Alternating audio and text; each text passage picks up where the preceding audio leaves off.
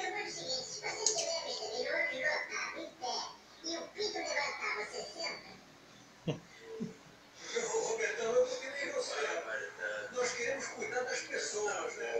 Então eu sentaria também. Não, que boa, né? Não, mas o seu pinto é um cidadão, um homem. Ah, vá, mas você também é gostoso. Quando você leva o buraco da vontade, tem coisa desagradável, não quero mais comer. 18 e 14. Sentinela